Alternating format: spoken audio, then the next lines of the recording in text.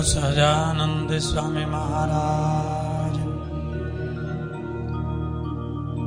વર્ણિવે સરમણી દર્શનમ મંદહાસ રુચિરા નનાંબુજમ પૂજિતમ સુરનરોત્તમૈર્મુદા ધર્મનંદનમઃ વિચિંતયે. બોલો સહજાનંદ સ્વામી મહારાજ, હરે કૃષ્ણ મહારાજ, સ્વામિનારાયણ ભગવાન.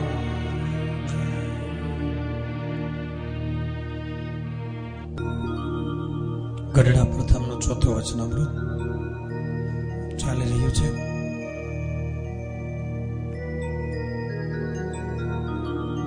ભગવાનના ભક્તને પરસ્પર ઈર્ષા ન કરવી. ઈર્ષા વિશે કાલે આપણે ઘણું બધું સમજ્યા કે મનુષ્ય દેવલોક અને ભગવાનના ધામમાં પહોંચેલાને પણ ઈર્ષા નડી તો સામાન્ય સંસારી માણસને તો ઈર્ષા કેટલી બધી હેરાન કરે છે.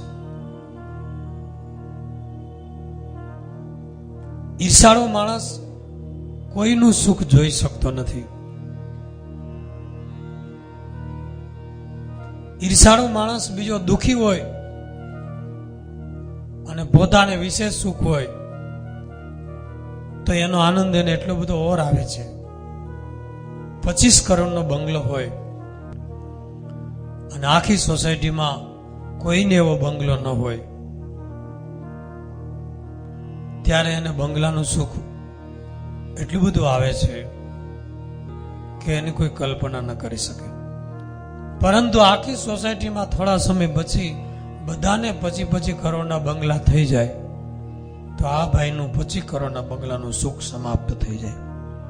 એને એમ થાય કે બધાને મારા જેવા બંગલા થઈ ગયા, હવે મારી વેલ્યુ શું રહી? નહીં તો એનો એ બંગલો છે, એનું ઘર છે, પણ અત્યાર સુધી એને જે સુખ હતું એ સુખ શેનું હતું? બીજાની પાસે નથી અને મારી પાસે છે. બીજાની પાસે આવ્યું એટલે સુખ સમાપ્ત થયું.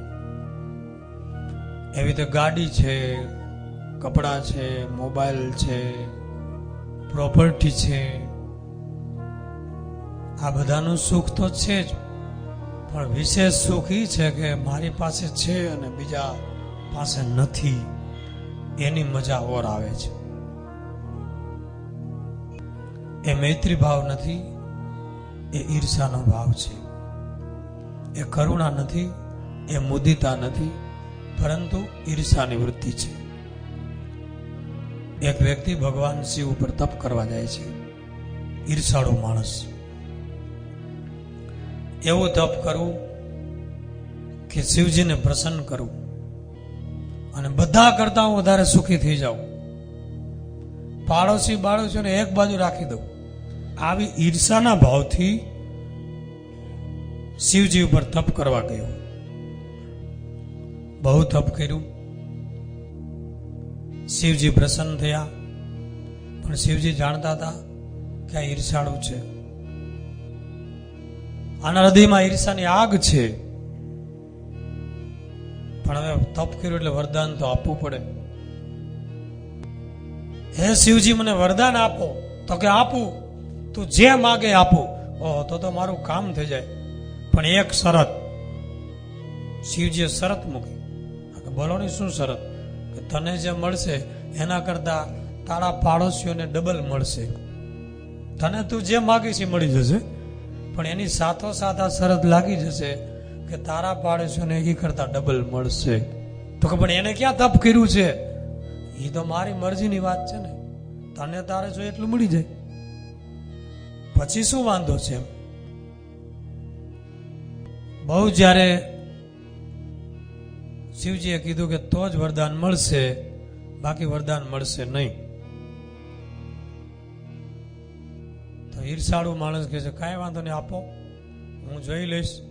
પાડોશીને પણ ભલે ડબલ આવે.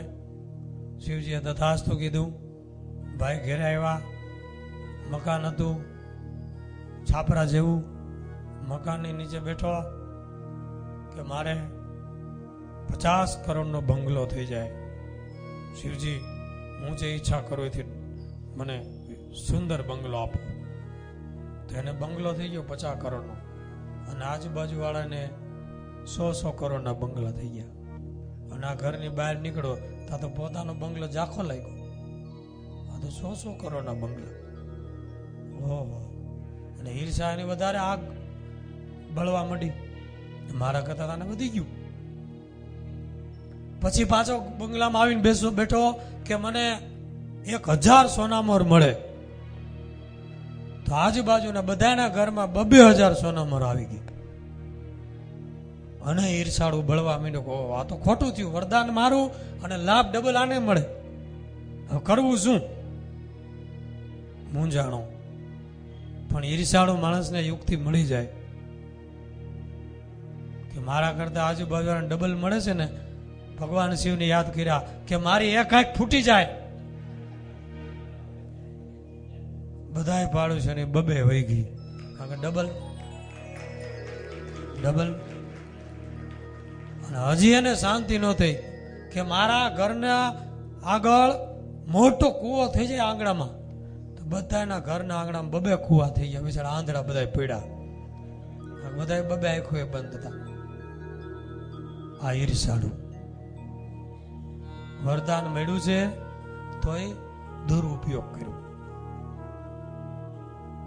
એટલે જેના હૃદયમાં ઈર્ષા છે એને ભગવાન પણ સુખી કરી શકતા નથી, દેવતાઓ પણ સુખી કરી શકતા નથી. માટે ઈર્ષા કોઈ હિસાબે ભગવાનને માન્ય નથી અને સુખના માર્ગમાં પણ યોગ્ય નથી. એટલે સ્વામીની વાતોમાં લખ્યું છે કે હઠ, માન અને ઈર્ષા એ ત્રણેય ઘટવાના સાધન છે. હઠ, માન અને ઈર્ષા આ ત્રણેય ઘટવાના સાધન છે. ગુણ, વિનય અને સેવા આ ત્રણેય વધવાના સાધન છે. ભગવાનને માર્ગે જેને અથવા સંસારમાં પણ આગળ વધવું હોય એને ગુણ, વિનય અને સેવા. એટલે રામાયણમાં એક દુહો છે.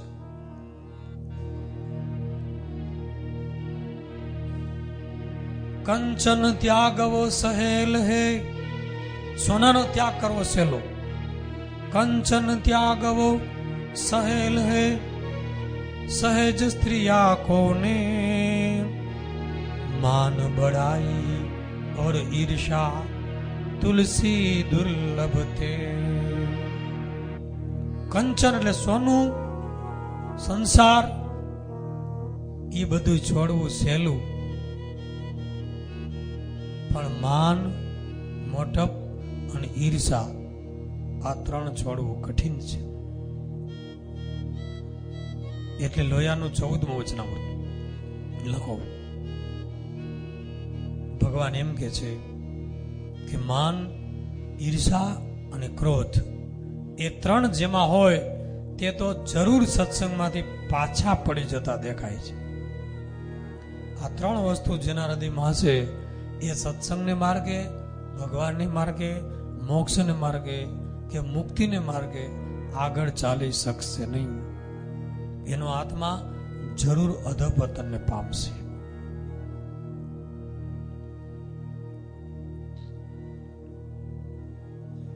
બાઇબલમાં ઈર્ષા માટે લખ્યું છે કે ઈર્ષા એ માનવનો સળગતો ક્રોધ છે અને હાડકાનો સડો છે. ઈર્ષા એ લીલી આંખવાળી રાક્ષસણી છે.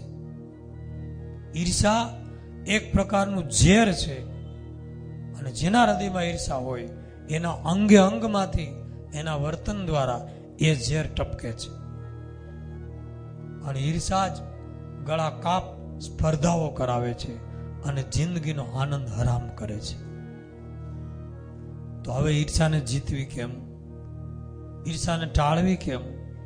અંત્યનું પહેલું વચનામૃત. ઈર્ષા ટાળવી હોય, આવી ખતરનાક ઈર્ષાને છોડવી હોય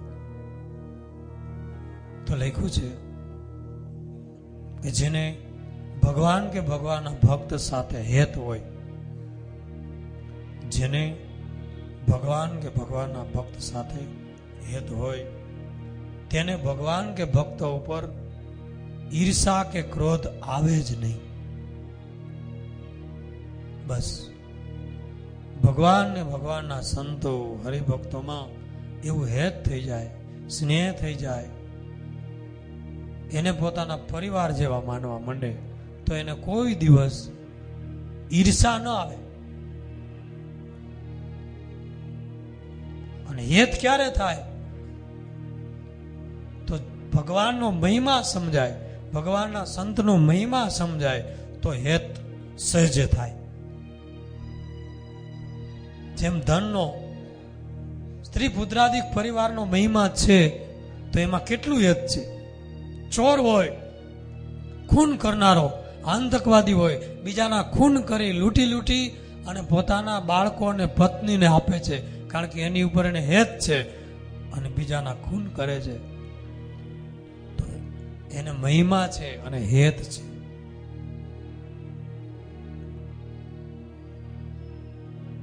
વચનામૃતમાં લખ્યું છે કે મોટો બાદશાહ હોય, એની આગળ જઈએ તો પોતાની માન મોટાઈ મૂકી દઈએ છીએ. ઉદ્ધવજીએ ગોપીઓની આગળ પોતાનું માન મૂકી અને દાસત્વ ભક્તિ સ્વીકારી.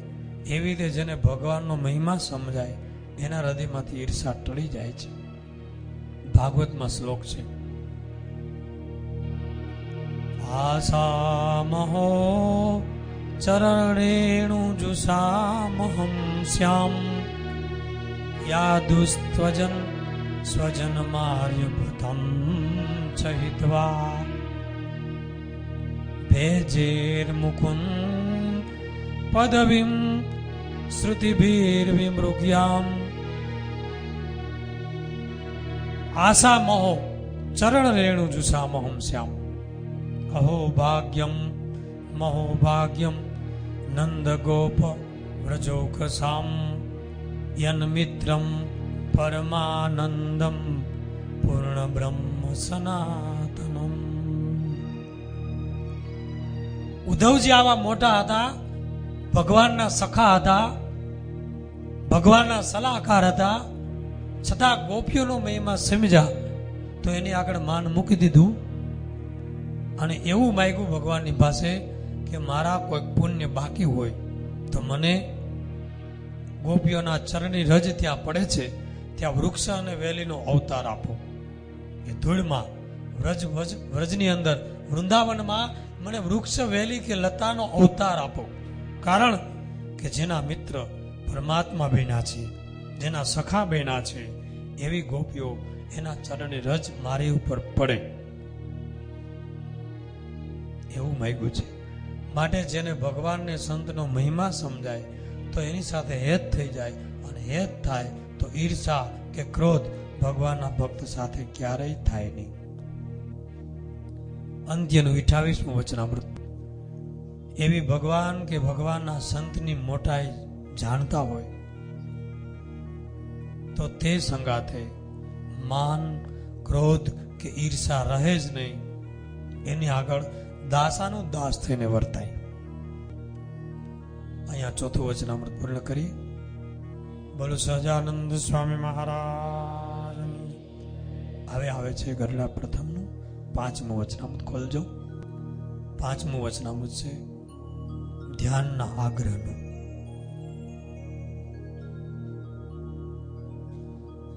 બધા ખોલજો.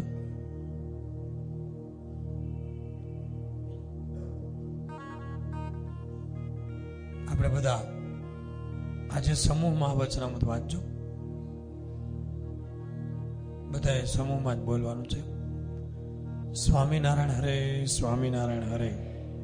સંમત 1874 માગસર સુધી અષ્ટમીને દિવસ શ્રીજી મહારાજ શ્રી ગઢડા મધ્યે દાદા ખાચરના દરબારમાં વિરાજમાન હતા અને સર્વ શ્વેત વસ્ત્ર ધારણ કર્યા હતા અને પોતાના મુખારવિંદની આગળ પરમહંસ તથા દેશ દેશના હરિભક્તની સભા ભરાઈને બેઠી હતી. પછી શ્રીજી મહારાજ બોલ્યા છે, રાધિકાએ સહિત એવા જે શ્રી કૃષ્ણ ભગવાન તેનું ધ્યાન કરવું અને તે ધ્યાન કરતા મૂર્તિ હૃદયને વિશે ન દેખાય તો પણ ધ્યાન કરવું, પણ કાયર થઈને તે ધ્યાનને મૂકી દેવું નહીં. એવી રીતના જે આગ્રહવાળા છે તેની ઉપર ભગવાનની મોટી કૃપા થાય છે અને એની ભક્તિ એ કરીને ભગવાન એને વશ થઈ જાય છે. ઇતિ વચનામૃતમ. એવી રીતે ગઢડા પ્રથમ પ્રકરણનું 5મું વચનામૃતમ જે તે થયું. સહજાનંદ સ્વામી મહારાજ.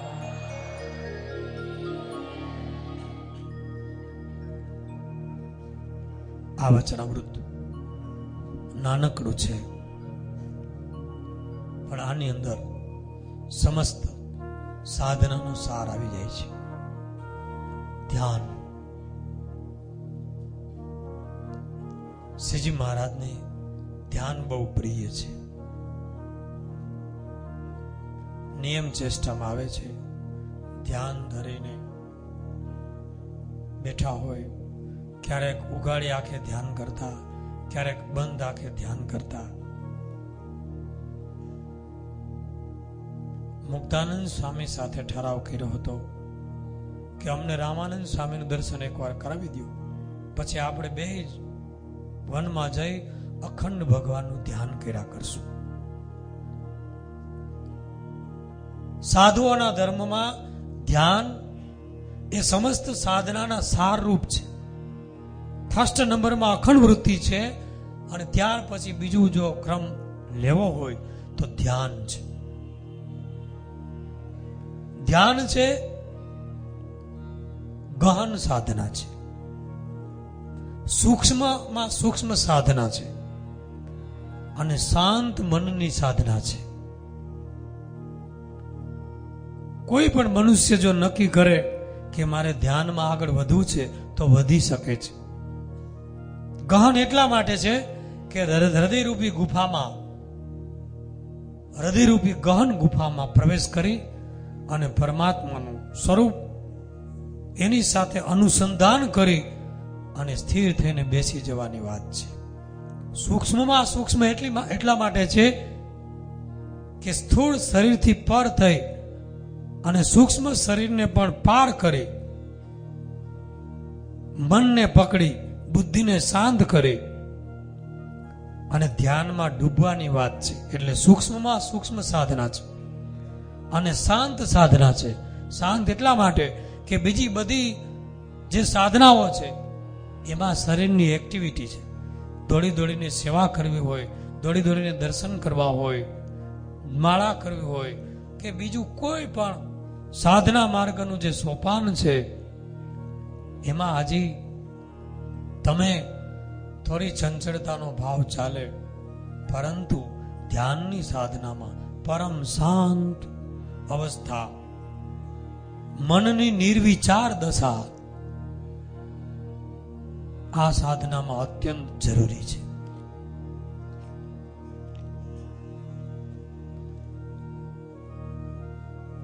અત્યંત શ્રદ્ધાવાન ભક્ત હોય, એકાગ્ર હોય અને ભગવાનને વશ કરવા હોય, ભગવાનના કૃપાના પાત્ર બનવું હોય, એને માટે ધ્યાન અત્યંત ઉપયોગી છે. પ્રથમનું 15મું વચનામૃત.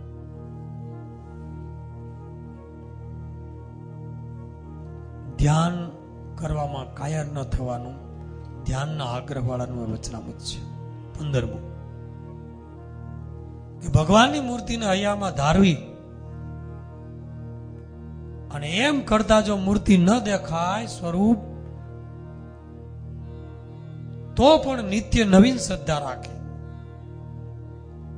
એમ કરતા 5 વર્ષ થાય, 10 વર્ષ થાય, 25 વર્ષ થાય કે 100 વર્ષ થાય તો પણ ધ્યાનને મૂકી દેવું નહીં અને કાયર થવું નહીં, શૂરવીરપણું રાખવું. એવી રીતે જે વર્તે છે એને એકાંતિક ભક્ત કહીએ. કેટલો આગ્રહ છે? 5 વર્ષ, 10 વર્ષ, 25 વર્ષ કે 100 વર્ષ એટલે જિંદગી પૂરી થઈ ગઈ ને, તો પણ ભગવાનના સ્વરૂપને હૈયામાં ધારવું, એને મૂકી દેવું નહીં. આટલો આગ્રહ મહારાજનો છે. એને બદલે આપણે 5 મિનિટ કે 10 મિનિટ કે 25 મિનિટોમાં આપણે કાંઈ ગણતરી માર્ગમાં ચાલતા નથી. માનસી પૂજા કરવી હોય 2 મિનિટની તોય આમ આંખું બંધ કરી અને આમ ઉઘાડી, જે ભગવાન જમો જમો ભલું કરજો. ભગવાન કે મારે તો ભલું કરવું છે, તું ઘડીક તો બે. આખો દી 12 24 કલાક ઉઘાડી આંખે તું આ સંસારમાં ભટકે છે, તો કંઈક આંખના પડદા પાડી અને હૃદયમાં મને જોવા માટે પ્રયત્ન તો કર્યો. હું અખંડ તારી સાથે છું, તારા હૃદયમાં બેઠો છું, તો આંખના પડદા બંધ કર. ભગવાને આંખમાં સિસ્ટમ મૂકી છે, એવી આંખ કાનમાં નથી, નાકમાં નથી, પણ આંખના પડદા તમે બંધ કરી શકો છો. એ બંધ કરવા માટે સુવિધા છે. બંધ કરીને બેસો, સ્વરૂપને યાદ કરવું.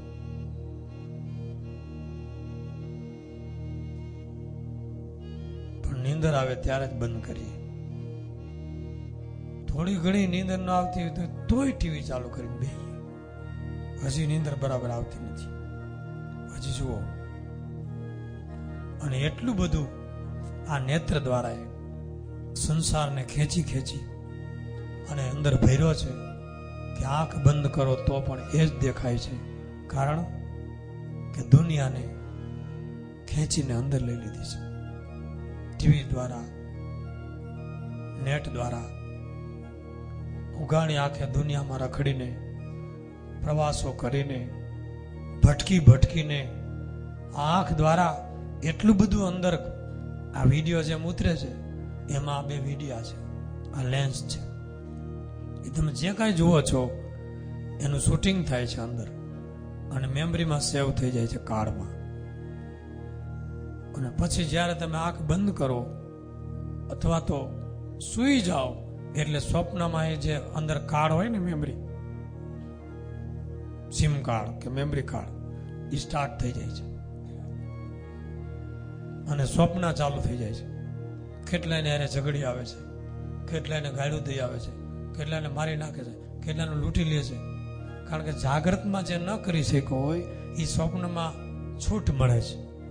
ઉપવાસ કરનારો જાગ્રતમાં સ્વપ્નમાં લાડવા ઝાપટી લે છે. મોટાને કાંઈ ન કહી શકતો હોય તો સ્વપ્નમાં એને ગાયડું ફટકારી આવે છે. કારણ કે ત્યાં તો કોઈ રોકતો નથી. ગરીબ માણસને સપનાઓ એવા આવે છે કે 5-5 લાખની લોટરીઓ લાગે છે અને ગાડીઓ લે છે.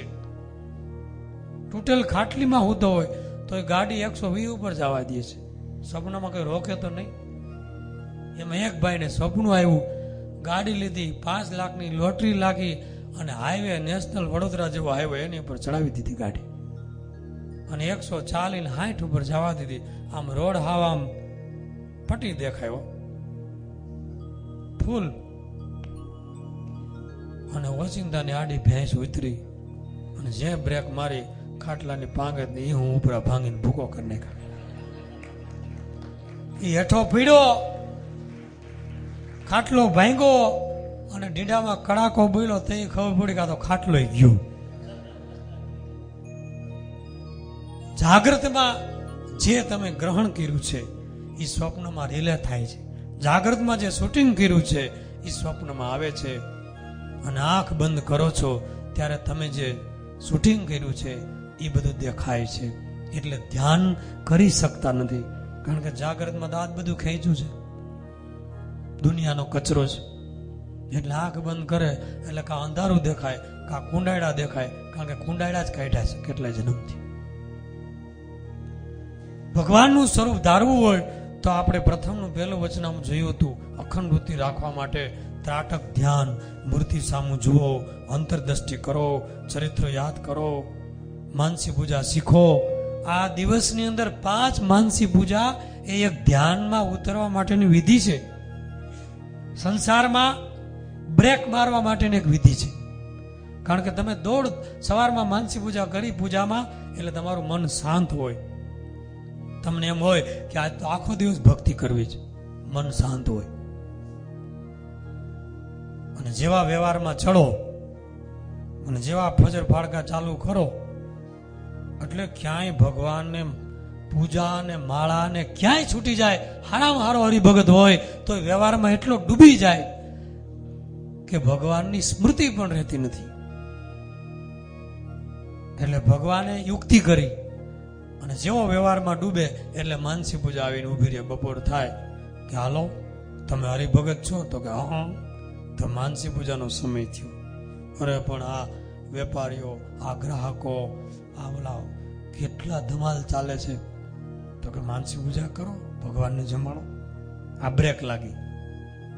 આ સંસારમાં હાઈવે ઉપર તમે ગાડી ચડાવીને આ બંબ આવ્યો રોડમાં, મારો બ્રેક, બીજો આખું, અને ભગવાનને યાદ કરો, જમાડો. એટલે માન આખું બંધ કરે, ચકેડા દેખાય, ઘડીક મહારાજને ધારણ કરે, જમાડે, ભજીયા, પૂરી, શાક. આવા ભજીયા આપણે પેલા એના લગ્નમાં ગયા હતા ને ત્યાં બેના હતા. લગ્નમાં ઉપડી જાય ત્યાં તો બેન્ડ વાજા સાંભળાય, ડીજે સાંભળાય, ફટાકડા ફૂટે અને ક્યાંય નીકળી જાય. અને આંખ ઉગાડે ખબર પડે હાલે ભગવાનને જમાડતો તો ઉપડી ગયો ભજીયાની પાર્ટીમાં. મન છે એને જરાક ખંડ મળે, જેમ આખું મકાન પેક હોય પણ પવનને આવવું હોય તો કઈ રોકી નથી શકતા કોઈ, જરાક ખંડ મળી જાય પવન આવી જાય. એમ મનને તમે પકડીને બેહો, ક્યાં ખંડ મળી જાય. ભગવાનને વાઘા પહેરાતા હોય એમાં કાંઈક એવું ભગવાનને ધરાવ્યું સરસ મજાના જરિયાની વાઘા, તો યાદ આવી જાય આવા જરિયાને આપણે પેલી દુકાને ખરીદવા ગયા હતા, ત્યાં આવી સાડીઓ મળતી હતી. મારી ઘરવાળી ઘણા દિવસથી કહે છે આવી સાડી લઈ દેવી છે. જો ઘરવાળી આવી, વાઘામાંથી નીકળી ગયો, ભોજનમાંથી નીકળી ગયો, કાંઈક એવી હૈદ મળી અને ભાગી ગયો. અને આ ભગવાન બેઠા હોય ભૂખા, પેલા ભાઈ હવે તો જમાડ્યું. આ એક થવા એવો 1.5 થયો અને માણસ ભટકે છે. એ જેવી તેવી માનસી પૂજા કરી પાછું વ્યવહારનું રૂટીન ચાલુ થયું. પાછા 3 વાગે ત્યાં ઠાકોર જગાડવાની માનસી પૂજા આવે એટલે તરત પાછો રોડ ઉપર બંબ આવ્યો. કારણ કે આપણે તો સંસારમાં સ્પીડ પકડવી છે અને ભગવાને માનસી પૂજાના બંબ મૂક્યા એટલે ગાડીને બ્રેક મારવી પડે. હાલ ઠાકોરજીને જગાડો, ઠાકોરજીને મેવા ધરાવો, સ્નાન કરાવો, ગોમતી તળાવમાં, ઘેલા નદીમાં સરસ હિંડોળે ઝુલાવો, ભગવાનનું સ્વરૂપ ધારો, ફૂલના વાઘા પહેરાવો. લાગી બ્રેક. ઈ માંડ હરખી માનસી પૂજા કરી તો સાંજે જમવાનો સમય થયો. જુઓ, હાલો મારો બ્રેક આવ્યો, બંબ. આ યુક્તિ છે. ભગવાનને કોઈ પણ હિસાબે સંસારમાંથી તમારી સ્પીડ કાપવી છે, પણ માનસી પૂજા કરે તો સ્પીડ કપાય ને. 5 માનસી પૂજા કરતા હોય, હારા ભગત નથી કરતા. કપાળમાં લાંબુ ઢીલું, કામકાજ ઢીલું. 5 માનસી પૂજા ભગવાને બતાવી છે. સાંજની પછી શયન અને પોઢવાની 5 માનસી પૂજા છે.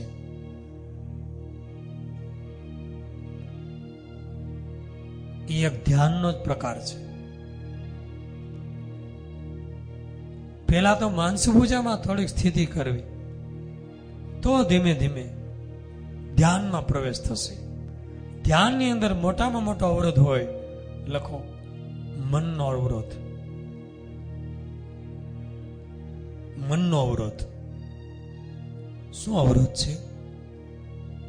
કે જેમ સૂર્ય આકાશમાં જળાહળા હોય પણ વાદળાઓ છવાઈ જાય, જેમ આજે વાદળા થયા, તો સૂર્ય ગમે એટલો શક્તિશાળી છે પણ વાદળા આડા આવી ગયા એટલે સૂર્યના કિરણો ધરતી સુધી ન આવે. એમ જ્યારે કોઈ પણ વ્યક્તિ ધ્યાન કરવા બેસે એટલે પેલા મનનો અવરોધ આવે છે, કારણ કે આ મનની સાધના છે. અને સંકલ્પ વિકલ્પ રૂપી વાદળાઓ છવાઈ જાય છે. વાદળાઓ તમે જુઓ, કોઈ મજબૂત એવી નક્કર વસ્તુ નથી, પવનમાં ઉડતા એક ધુમાડાના ગોટા જ છે, છતાં સૂર્યને આવરણ કરી દે છે. એમ સંકલ્પ વિકલ્પની ધારાઓ, વિચાર મનની જે ધારાઓ છે એ છે વાદળા જેવું જ, કોઈ ઠોસ મજબૂત વસ્તુ નથી. છતાં ધ્યાન કરવા બેસે ત્યારે આપણી અને ભગવાનની વચ્ચે એ સંકલ્પની ધારાઓ, વિચારોના વાદળો છવાઈ જાય છે અને પરમાત્માનું ધ્યાન દર્શન થવા દેતા નથી. એટલે 5 વસ્તુ દ્વારા મનને ધ્યાનમાં અવરોધ થાય છે. નિદ્રા, બીજું લય, વિક્ષેપ, કાષાય એટલે દોષો અને રસાસ્વાદ. ધ્યાનમાં અવરોધ આવે છે. આળસ નિદ્રા દ્વારા લય થઈ જાય, સંકલ્પ વિકલ્પ દ્વારા વિક્ષેપ આપે, અને કાષાય એટલે દોષો દ્વારા અવરોધ આવે, અને રસાસ્વાદ, જેને ધ્યાન સાધનામાં ઊંડું ઉતરવું હોય એને રસાસ્વાદને જતો કરવો પડે છે. કારણ કે ખૂબ જમે, ખૂબ રસમય જમે તો એને પ્રમાદ, આળસ અને નિદ્રા, તંદ્રા અને રજતમના ભાવ ઘેરી લે છે, એટલે ધ્યાનમાં પ્રવેશ થતો નથી. અને વિચાર માણસને ધ્યાનમાં અવરોધ કરે છે, અને વિચારથી જ માણસ સુખી અને દુખી છે.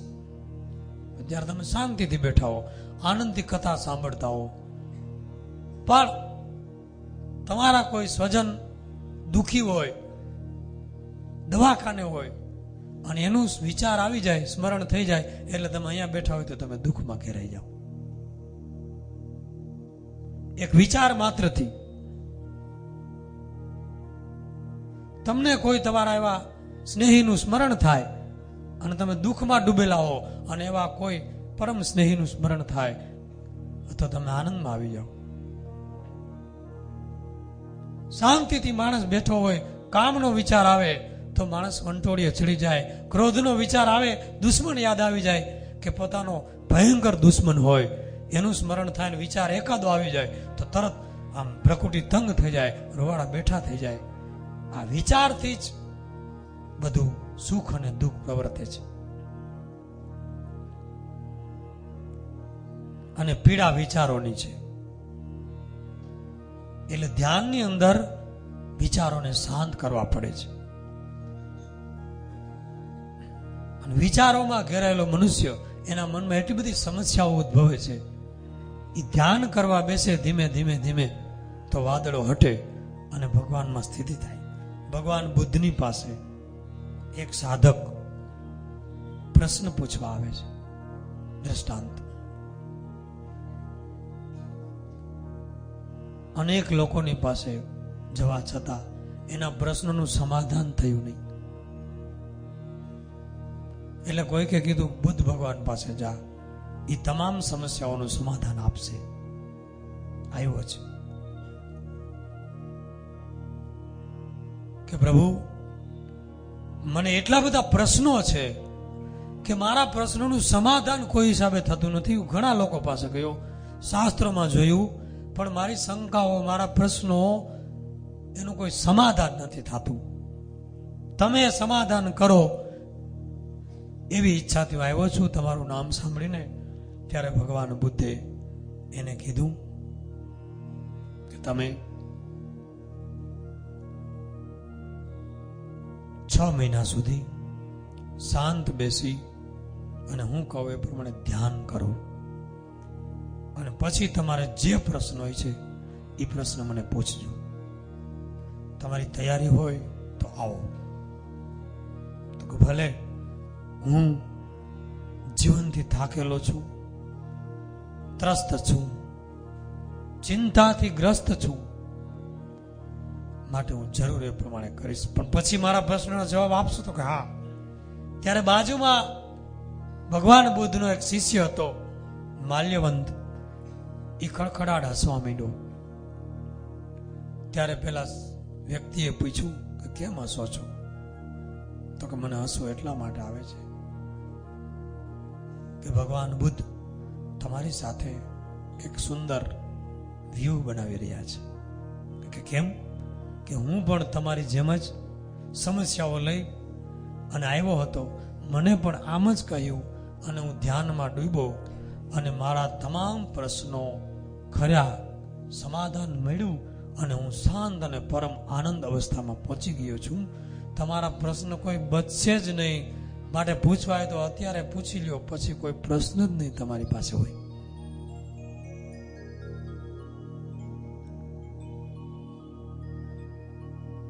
ત્યારે એ વ્યક્તિએ કીધું તો ધ્યાનથી પ્રશ્નનું સમાધાન થઈ જતું હોય અને આનંદની પ્રાપ્તિ થતી હોય તો મારે પ્રશ્નોની શું જરૂર છે? અને વ્યક્તિ ધ્યાનમાં ડૂબી ગયો. ભગવાન બુદ્ધે કહ્યું એ પ્રમાણે સાક્ષી ભાવમાં ડૂબ્યો અને એના વિચારો અદૃશ્ય થયા. સમસ્યાનું સમાધાન મળ્યું અને આનંદના સાગરમાં ઝીલવા લાગ્યો છે.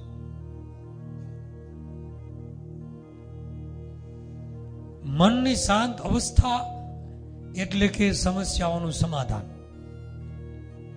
અને મનની અશાંત અવસ્થા એટલે સમસ્યાઓનો વિસ્ફોટ. જેના જીવનમાં સમસ્યા હોય, ટેન્શન હોય, એ ધીમે ધીમે ભગવાનના સ્વરૂપના ધ્યાનનો આશ્રય લે. બહુ શાંતિ મળશે, આનંદ મળશે, પ્રશ્નો બધા છૂટી જશે. ધ્યાન 2 પ્રકારનું છે. લખો, ધ્યાનના 2 પ્રકાર. પેલું સબીજ ધ્યાન અને બીજું નિર્બીજ ધ્યાન. અહીંયા જે ભગવાન બુદ્ધે સાધકને ધ્યાન બતાવ્યું એ હતું નિર્બીજ ધ્યાન. નિર્બીજ એટલે કે ભગવાનના સ્વરૂપનું આલંબન કર્યા વિના વિચારોની સામે જોવું, સાક્ષી ભાવે, દ્રષ્ટા ભાવે, વિપસ્યના જેને કહેવાય છે, પશ્ય. એમાં મોટા ભાગના નિરાકારવાદી ધ્યાન આવે છે. પ્રેક્ષાનું ધ્યાન જેને કહી શકાય, એને નિર્બીજ ધ્યાન કહેવાય. નિર્બીજ એટલે બીજ નથી, બીજ એટલે કે ભગવાનનું સ્વરૂપ નથી. એટલે એ માર્ગ ભક્તિ માર્ગ વાળા માટે ઉપયોગનો નથી, એ નિરાકારવાદીઓ માટેનો માર્ગ છે. નાસ્તિક માર્ગમાં આનું ધ્યાન કરવામાં આવે છે અને નિરાકારવાદીઓ, એક બ્રહ્મવાદીઓ આ માર્ગ ઉપર અનુસરણ કરે છે. આપણે સબીજ ધ્યાન, સબીજ એટલે પરમાત્માનું દિવ્ય સ્વરૂપ, એના ધ્યાનમાં, એના સ્વરૂપમાં ડૂબવાની વાત છે.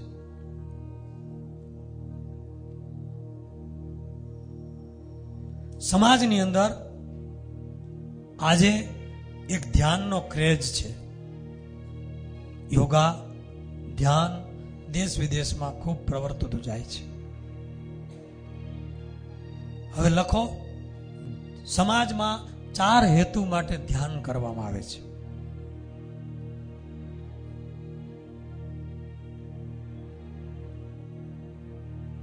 પહેલું, શરીરનું સ્વાસ્થ્ય. ધ્યાન કરવાનો હેતુ શરીર સ્વાસ્થ્ય. બીજો હેતુ સફળતા. ત્રીજું આનંદની પ્રાપ્તિ માટે, અને ચોથું મુક્તિની પ્રાપ્તિ માટે, મોક્ષ માટે. શરીર સ્વાસ્થ્ય, સફળતા, આનંદ માટે અને મુક્તિ માટે. પહેલું, શરીર સ્વાસ્થ્ય. જે ધ્યાન કરે છે, આજનું મનોવિજ્ઞાન પણ આ વાતની સાક્ષી પૂરે છે કે 80 થી 90% રોગ માનસિક છે. ડોક્ટરો પણ કબૂલ કરે છે કે જે મનથી સ્વસ્થ છે એ તનથી પણ સ્વસ્થ રહી શકે છે. ધ્યાનની અંદર મન સ્વસ્થ બને છે, મન શાંત બને છે, મન આનંદિત બને છે, વિચારો ડાઉન થાય છે, ટેન્શન મુક્ત થવાય છે, અને મન પ્રફુલ્લિત થતા એની અસર શરીર ઉપર પડે છે. એટલે ઓટોમેટિક રોગ પ્રતિકારક સેલ્સ છે એ વધી જાય છે. પોઝિટિવ થિંકિંગ જેને કહેવામાં આવે છે. ધ્યાન દ્વારા મનના વિચારો શાંત થવાથી મગજના જે નસ તંતુઓ છે એ પોતાની ઓરિજિનલ પોઝિશનમાં ધબકે છે, અને હાર્ટ પણ પોતાની ઓરિજિનલ પોઝિશનમાં ધબકે છે, અને આખા શરીરનું બ્લડ સર્ક્યુલેશન, રુધિરાભિસરણ એ કુદરતી નેચરલી સિસ્ટમ પ્રમાણે થાય છે, અને શરીરમાં જે રોગ પ્રતિકારક સેલ્સ છે એ વધે છે, અને જલ્દી રોગ કવર થાય છે, શરીર સ્વસ્થ બને છે. એટલે ધ્યાનનો પહેલો હેતુ સમાજમાં છે શરીરનું સ્વાસ્થ્ય. એટલે આજે વિદેશોમાં અને અહીંયા પણ ઘણા બધા ડોક્ટરો જે મનોવિજ્ઞાન અનુસરે છે અને જે પોઝિટિવ થિંકિંગ કરે છે, એ લોકો મેડિટેશન વિથ મેડિસિન, દવા લખે એની સાથે મેડિટેશન, એટલે કે તમે દરરોજ સવાર સાંજ 5-10 મિનિટ કે તમને સમયની અનુકૂળતા તમે ધ્યાન કરજો. તમારા ઈષ્ટનું, તમારા શ્રદ્ધેય દેવનું ધ્યાન કરજો, એને યાદ કરજો મનને શાંત કરીને. એટલે કે medicine with meditation, meditation with medicine. દવા લ્યો પણ સાથે ધ્યાન પણ કરજો. એનાથી બીપી, હાર્ટ એટેક, મનની મૂંઝવણો, શરીરના પ્રશ્નો ઘણા બધા સોલ્વ થાય છે. ગાંધીજી પોતે લખ્યું છે, ગાંધીજી એમ લખ્યું છે કે હું જ્યારે મૂંઝાતો ત્યારે હું ધ્યાનનો આશરો લઉં છું. મારા શરીરમાં પણ જ્યારે કોઈ બીમારી આવે અને રોગ પ્રતિકારક શક્તિ વધારવા માટે હું ધ્યાનનો આશ્રય લઉં છું. બીજો હેતુ છે સફળતા માટે. ઘણા વ્યક્તિઓ સમાજની અંદર ઘણી બધી એવી ફેક્ટરીઓ, કારખાનાઓ મોટા મોટા છે કે પોતાના કર્મચારીઓને કામ ઉપર ચડે એ પહેલા 20 કે 25 મિનિટ ધ્યાન કરાવે છે. કોઈ મ્યુઝિક સાથે કે એકાગ્ર કરી જ્યોત ઉપર કે ઈષ્ટના સ્વરૂપ ઉપર ફરજિયાત ધ્યાન કરાવે છે. દેશ વિદેશમાં ઘણી એવી કંપનીઓ છે. ત્યારે એમને પૂછવામાં આવ્યું કે આ તમે ધ્યાન કરાવો છો, સમય બગડે, એટલું કામ ઓછું થાય, આનાથી તમને ફાયદો શું થાય છે? ત્યારે કંપનીના માલિકોએ એને જવાબ આપ્યો છે કે આમાંથી અમને ઘણા બધા ફાયદા થાય છે. કારણ કે કર્મચારીઓ ધ્યાન કરવાથી એનું મન એકાગ્ર બને છે, શાંત થાય છે, અને કામ કરવાની એની સ્પીડ પણ વધે છે. મન શાંત થાય છે, મનની શક્તિ વધવાથી દોઢું કામ કરી દે છે, અને અરસપરસના ઝઘડાઓ દૂર થઈ જાય છે. અને ધ્યાનમાં રસ લાગવાથી એના વ્યસનો પણ છૂટી જાય છે અને દોઢું કામ આપે છે. એટલે અમને કંપનીને સરવાળે તો ફાયદો જ છે. કોઈ પણ ક્ષેત્રની સફળતા માટે સમાજમાં ધ્યાન કરવામાં આવે છે. સંગીત હોય, કલા હોય, જ્ઞાન સંપાદન કરવું હોય કે વિદ્યા મેળવી હોય, એને પણ 5 મિનિટ ધ્યાન કરીને જો શરૂઆત કરે તો એને ચોક્કસ એ ક્ષેત્રમાં એકાગ્રતાથી સફળતા પ્રાપ્ત થાય છે. અને આ હેતુ માટે ધ્યાન કરાવવામાં આવે છે. ત્રીજું, આનંદની પ્રાપ્તિ માટે ધ્યાન, ટેન્શનથી મુક્ત અને સુખની પ્રાપ્તિ થાય છે. વડતાલનું 16મું વચનામૃત કે ભગવાનના ધ્યાનમાં એવું સુખ છે કે એક ઘડી માત્ર, ક્ષણ માત્ર ભગવાનના સ્વરૂપમાં સ્થિતિ થઈ હોય તો એના સુખની આગળ 14 લોકનું સુખ તણખલા જેવું લાગે છે. એવું ભગવાનના ધ્યાનથી સુખ પ્રાપ્ત થાય છે ધીમે ધીમે સ્થિતિ થતા. અને ચોથો હેતુ મુક્તિ માટે ધ્યાન જે આપણે કરીએ છીએ, મુક્તિ માટે, ભગવાનની પ્રાપ્તિ માટે, મોક્ષ માટે, ભગવાન વશ થાય. આ વચનામૃતમાં એવું આવ્યું કે ધ્યાનનો આગ્રહ રાખે છે. ભલે મૂર્તિ ન દેખાય, 5 વર્ષ, 10 વર્ષ, 25 વર્ષ, 100 વર્ષ સુધી અનેક જન્મ સંસિદ્ધ થતો યાતિ પરામ ગતિ, મૂર્તિ ન દેખાય તોય મહારાજ કે ધ્યાન કરે. એવી રીતના આગ્રહ વાળા છે, એની ઉપર કૃપા થાય અને એની ભક્તિ કરીને ભગવાન એને વશ થઈ જાય છે. આપણે તો વશ કરવા છે તો આગ્રહ રાખવો જોઈએ. કૃપા થાય છે, ભગવાનની કૃપા પણ વરસી જાય છે. તો મૂર્તિ ન દેખાય તો પણ ધ્યાન કરવું એવું મહારાજ ઈચ્છે છે. તો ઘણા એમ કે ભાઈ કાંઈ દેખાતું નથી, કુંડાળા દેખાય, અંધારું દેખાય અને આખું બંધ કરીને ખોટું ડોળ કરવો, દંભ કરવો, એટલે હું તો કોઈ ધ્યાન કરતો જ નથી. તો મહારાજ એમ કે છે કે મૂર્તિ ન દેખાય તો પણ ધ્યાન કરવું. 5 વર્ષ, 10 વર્ષ, 25 વર્ષ, 100 વર્ષનો આંકડો લખ્યો છે પ્રથમના 15મા વચનામૃતમાં. આપણે આગ્રહ ક્યાં છે? આગ્રહ હોય તો વશ થાય, આગ્રહ હોય તો કૃપા થાય, તો મૂર્તિ દેખાય. અને આવા આગ્રહ વાળાને એકાંતિક ભક્ત કહ્યો. મૂર્તિ ન દેખાય તો કાંઈ નહીં. આગ્રહ કેવો છે, તમારી લગ્ન કેવી છે, તમારી શ્રદ્ધા કેવી છે, તમારી ધગસ કેવી છે, તમને ધ્યાન કરવાની કેટલી આમ અંદરથી તમન્ના જાગે છે, એની ઉપર ભગવાનની નજર છે. એમ નથી કીધું કે તમને મૂર્તિ કેટલી દેખાય છે, તમને સ્પષ્ટ ભગવાનનું સ્વરૂપ હૃદયમાં આવે છે કે નથી આવતું તો હું વશ થઈશ, તો હું કૃપા વરસાવીશ, એવું નથી કીધું. આગ્રહ વાળા ઉપર કૃપા છે. એટલે મુક્તિ માટે ધ્યાન કરવામાં આવે, ભગવાનની પ્રસન્નતા માટે, મોક્ષ માટે, તો આગળના ત્રણેય જે હેતુ છે એ સિદ્ધ થઈ જાય છે. કારણ કે ધ્યાન તો કરવાનું છે મુક્તિ માટે, તો તમારા ક્ષેત્રમાં સફળતા પણ મળે, આનંદની પણ પ્રાપ્તિ થાય છે અને શરીરનું સ્વાસ્થ્ય પણ સારું રહે છે.